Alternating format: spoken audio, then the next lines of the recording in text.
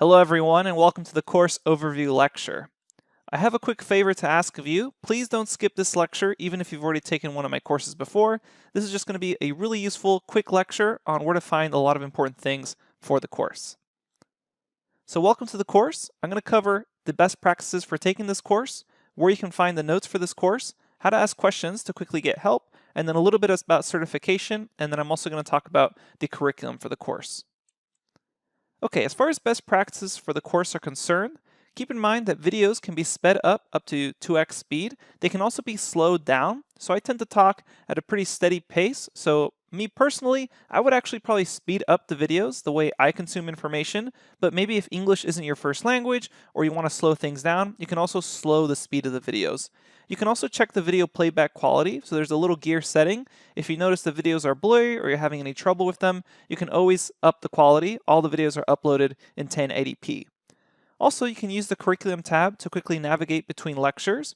And if you have any other problems with the Udemy platform, maybe the videos are taking too long or they're buffering, you can always email a question to support@udemy.com and they're happy to help you out, or you can submit a request directly at the Udemy support page. Again, I only make the lectures and the notes and content. I don't actually control the platform. So for platform issues, please go ahead and send an email to support@udemy.com. A lot of great folks there and they're happy to help you out. Two more quick notes as far as best practices for taking the course. I would recommend you always watch the videos and reference the notebooks. TensorFlow and deep learning can be quite a complicated subject, so I try my best to really clarify things during the videos, and then you can always reference the notebooks because the code itself is pretty complex, so you want to make sure that the code you're writing matches the notebooks exactly. Also, I recommend that you always use the course environment file with the provided notebooks. And when I say with the provided notebooks, I don't just mean just copying and paste code from the notebooks. Try running the notebook files directly. It's really easy to make a typo, and a lot of this code goes for many lines, and it's quite complicated because it's a pretty complex topic. So the notes are there for you, so you can always reference them. Okay, so speaking of the notes, where can you find them? Well, the notebooks and all the data files we use are available as a large zip file, and it's a resource link in this lecture. It's also available for you in the very next lecture as a resource link. It's the same file, so whichever one you want, go ahead and download it. It's a pretty large zip file because it includes some larger data sets, so it may take a little bit of time to download.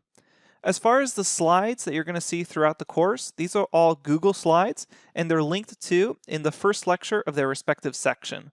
So what I mean by that, if you're looking for the slides for the convolutional neural networks section, you just go to that section's first lecture, and you should see as a resource link the link to the Google Slides. Again, while you're watching this video, you should see like a little blue or some sort of pop-up, a little link, and it should take you to the resources. Okay, now how to ask questions and quickly get help during the course. So the first thing you should do is verify that you ran the provided notebook file from that zip file, and you did it inside the provided environment file that we'll talk about during the installation lecture. All the notebook code has been checked against this provided environment file, so it should all run if you're running that exact notebook in the environment file with no other edits. So keep that in mind. If you're getting any syntax errors, it's probably because you copied and pasted something wrong, or you have a small typo, or you're not running it in the provided environment. So always make sure that you're doing that. All right, so let's quickly go over some steps for getting answers to your questions in a quick and reliable manner. The first thing I would always suggest is that you check that you actually ran the notebook and that you also check the videos. A lot of times in the videos, I make some comments trying to preemptively answer questions that I may think arise. So if you're concerned about a particular section in the notebook, go ahead and see if you can find it in the video when I go over that. I usually make some comments about it. If not, what I would recommend doing is just a quick Google search of whatever error you're getting or whatever question you have. There's usually lots of useful pre-asked questions on Stack Overflow that will cover the same topics or same errors that you're experiencing, and that way you can answer your questions in just a few seconds through a quick Google search. So again, with such a complex topic, Google's your friend, and Stack Overflow is a great resource, and I highly recommend that the first thing you do whenever you have a question is just do a quick Google search or do a search on Stack Overflow. Okay, let's say you still can't find your answer. Well, you can always search the frequently asked questions lecture. That's the very next lecture. Now, those are just general questions. They usually have to do more with the course or getting certified, or where you can find the notes, that sort of thing, or maybe even the installation process. If you have a question that's more specific to maybe how a line in the notebook works and you didn't get your answer either through Stack Overflow or through the videos, then I would recommend that you search previous question and answer posts. We're going to end up having thousands of students in this course and in the Gitter channel as well. So you want to search those question and answer forums to see if your question's already answered there.